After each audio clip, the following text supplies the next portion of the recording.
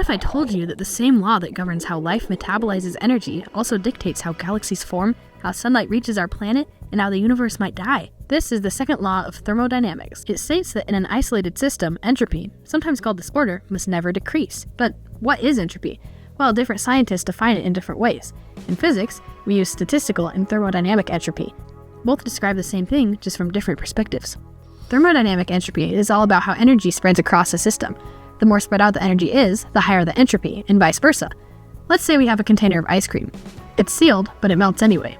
We knew this would happen, but why? Well, the temperature of an object is determined by how its particles move.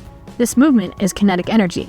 More energy equals higher temperature, so cold solids have low energy, but the warmer gas molecules around it are moving a lot, bumping into each other, the walls of the container, and eventually the ice cream. Trillions of tiny collisions transfer this kinetic energy into the ice cream. Over time, the molecules warm up, their movement increases, and eventually they break free from the solid structure. Now the energy is evenly distributed, so thermodynamic entropy, or the dispersion of energy, increases over time. Statistical entropy is all about probability.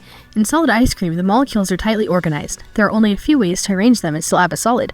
However, the molecules in melted ice cream can slide around each other and be arranged in a ton of different ways. The more ways something can exist, like melted ice cream, the more likely it is to occur. So a melted puddle is way more probable than a solid scoop, simply because there are so many ways the molecules can be arranged to appear melted. Nature tends to favor the most likely outcome, and high entropy is so likely that the odds of order appearing out of disorder are essentially zero.